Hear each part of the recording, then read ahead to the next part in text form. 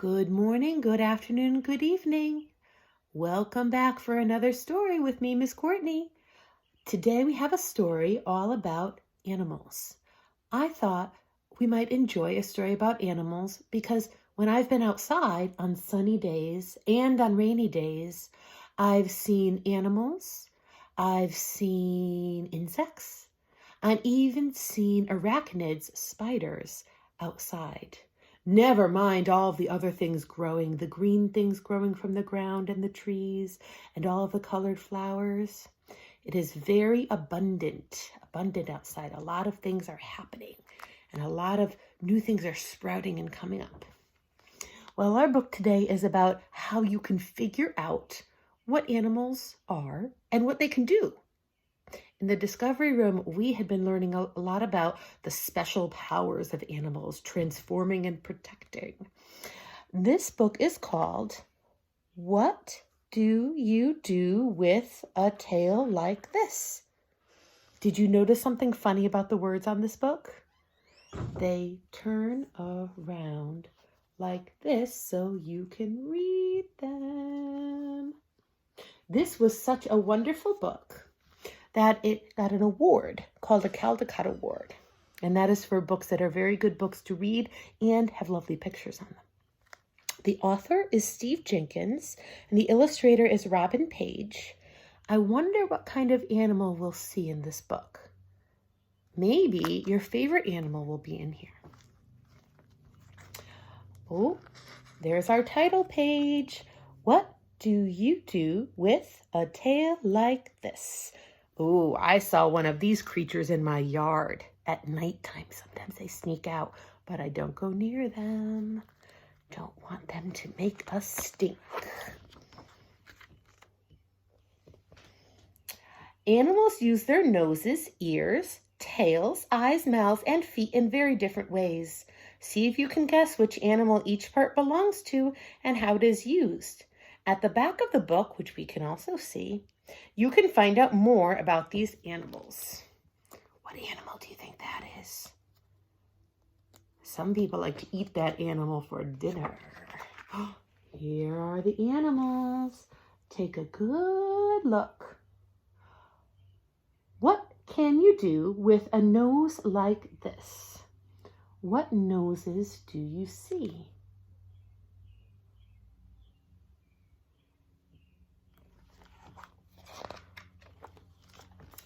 If you're a platypus, you can use your nose to dig in the mud. If you are a hyena, you find your next meal with your nose. Oh, it must have a good sense of smell. This creature right here, many children and adults' favorite creature. If you're an elephant, you use your nose to give yourself a bath. Although I think it really looks like a shower. If you're a mole, you use your nose to find your way underground. Oh, what a funny, interesting nose they have at the end. I wonder what they use these parts for. If you're an alligator, did you say crocodile? It looks very similar, doesn't it? You breathe through your nose while hiding in the water. Watch out. Watch out for alligators and crocodiles. But not in Connecticut, thankfully. What do you do with ears like these? Big ears, small ears, something that doesn't even look like an ear at all. Let's see. If you're a jackrabbit, you use your ears to keep cool. I wonder what they do with their ears to keep them cool.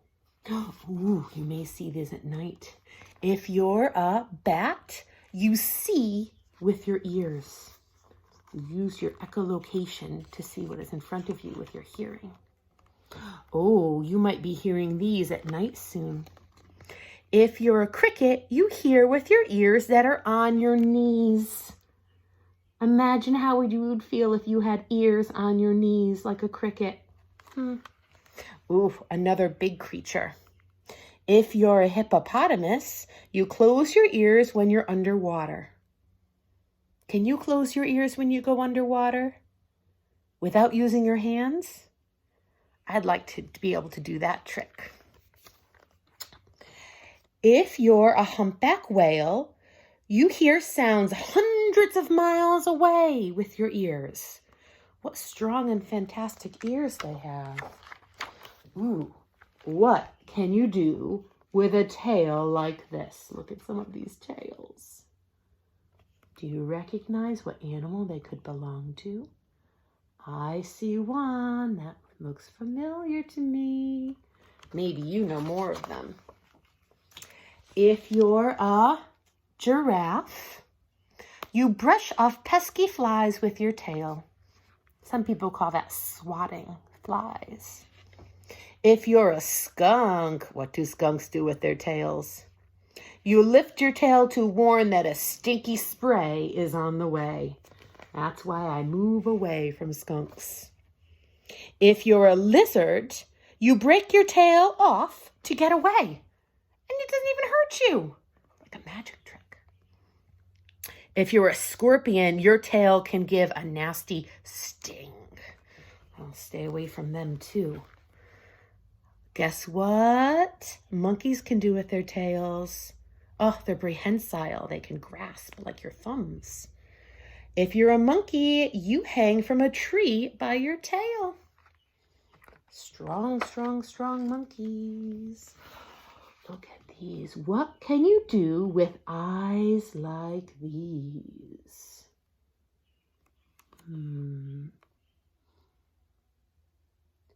Do any of these creatures have eyes like your eyes?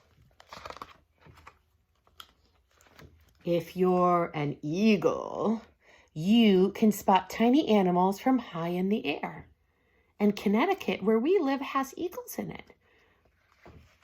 If you're, we've talked about this creature before.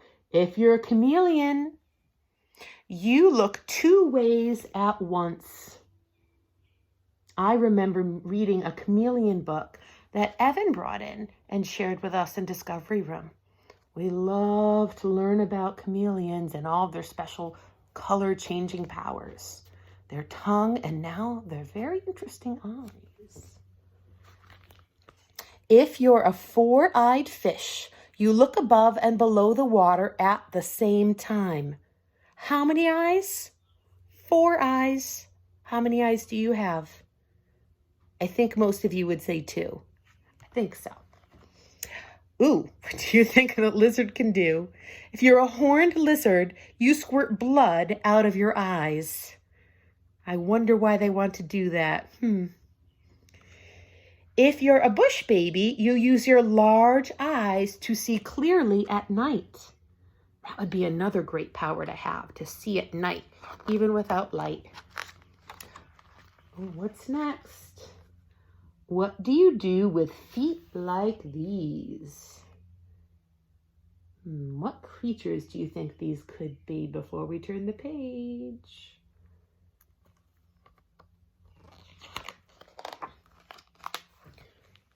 Aha! You might know this creature. They're funny.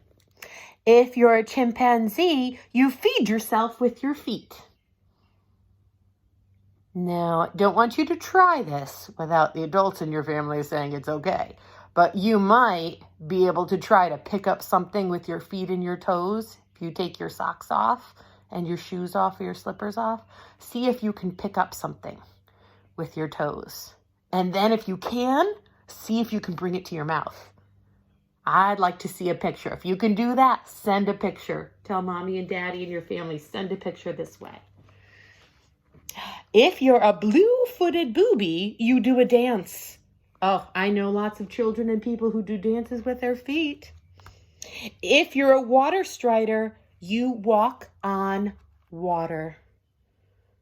That's a great trick to be able to do too, but look at what the gecko can do.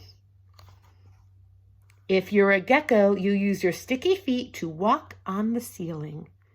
I met geckos walking on the ceiling in Hawaii and the wall and anywhere else you could imagine. And goats. Did you know goats have special feet?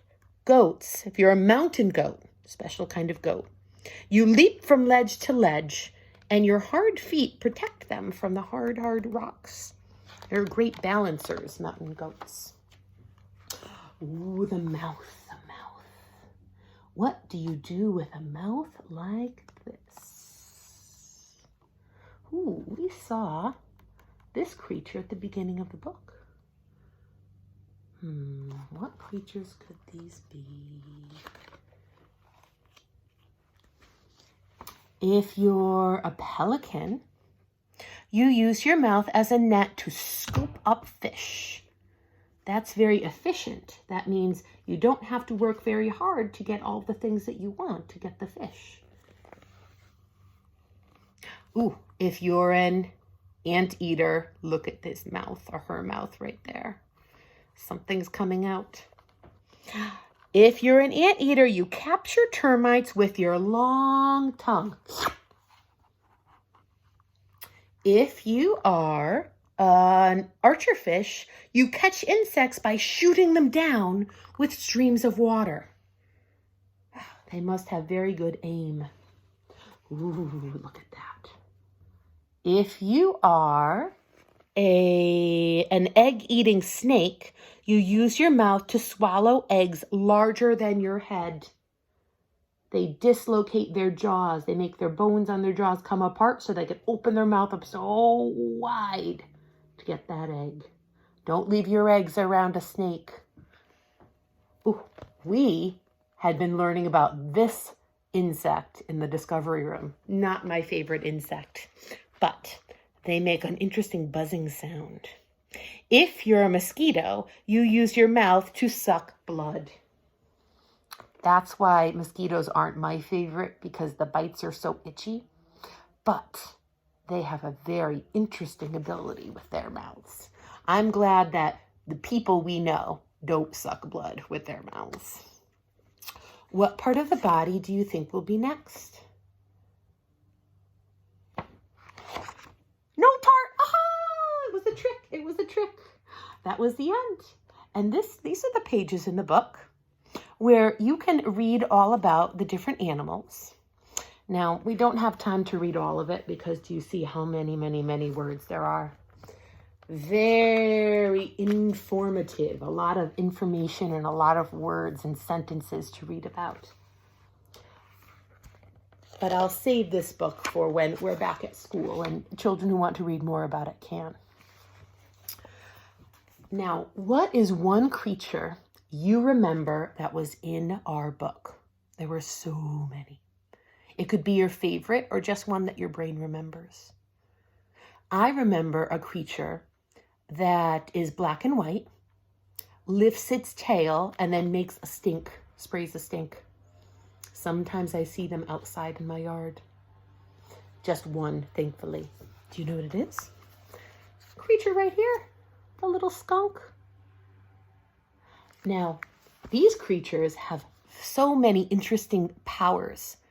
They have abilities that some people have and some people don't have. If you were an animal or an insect or an arachnid like a spider, what would you like your special power to be?